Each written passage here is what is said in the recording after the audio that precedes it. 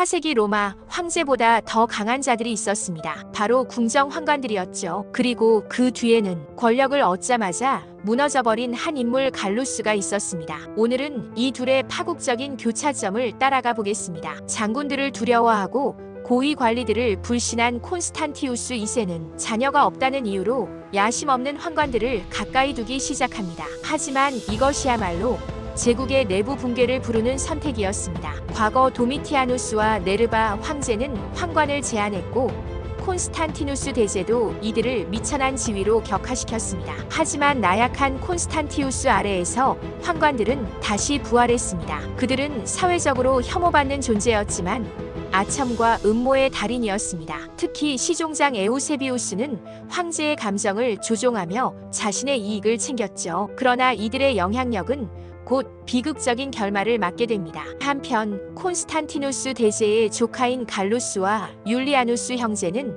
어린 시절부터 비극적인 삶을 살고 있었습니다. 콘스탄티우스가 황족들을 대거 처형할 때 갈루스는 12살, 율리아누스는 6살이었습니다. 목숨은 겨우 건졌지만 이들은 사실상 유폐된 생활을 해야 했습니다. 처음에는 이오니아와 비티니아에서, 나중에는 카이사레아 근처의 미켈룸 성에 감금되어 생활했죠. 두 형제는 그곳에서 교육과 체력 단련에 힘썼지만 콘스탄티우스에게 절대 복종하는 사람들에게 둘러싸여 우울한 나날을 보내야 했습니다. 그런데 갈루스가 25세가 되었을 때 상황이 급변했습니다. 마그넨티우스와의 내전으로 위기에 처한 콘스탄티우스 2세는 환관들의 요청에 따라 만약을 대비하여 갈루스를 부황제로 임명했습니다. 황녀 콘스탄티나와 결혼까지 시켰습니다. 오랫동안 억압받아온 갈루스에게 갑작스럽게 주어진 절대 권력은 독이 되었습니다. 그의 침울하고 난폭한 성격이 드러나기 시작했고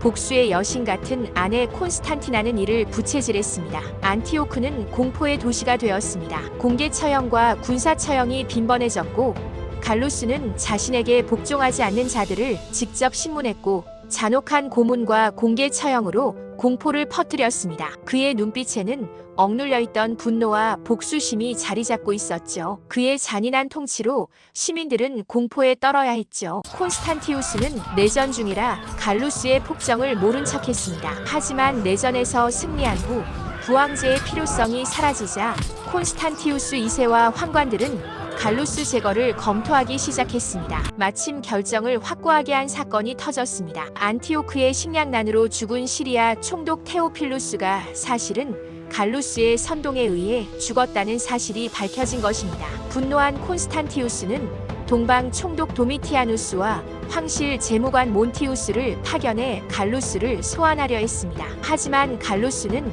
또다시 안티오크 시민들을 선동해 이들을 잔인하게 살해했습니다. 그들의 훼손된 시체는 오론테스 강에 던져졌다고 합니다. 콘스탄티우스는 직접적인 대결 대신 교묘한 방법을 택했습니다. 중요한 국방 문제를 논의하자며 친절한 편지를 반복해서 보냈죠. 결국 참모장교 스쿠딜로의 감언이설과 믿고 의지하던 콘스탄티나가 갈루스보다 먼저 서방으로 떠났다가 병을 얻어 갑작스럽게 죽게 되자 갈루스도 서방으로 향하게 됩니다. 서방으로 향하던 갈루스는 콘스탄티우스의 계획에 의해 서서히 고립되었고 354년 12월 북이탈리아 페토비오에 도착한 갈루스를 기다린 것은 친위대 장군 바르바티오의 체포령이었습니다. 황제의 관과 황실 복장이 벗겨지는 불명예를 당한 갈루스는 폴라로 이송되었습니다. 감옥에서 에우세비우스에 의해 형식적인 재판을 받은 갈루스는 반역죄와 폭정 혐의로 사형 선고를 받았습니다.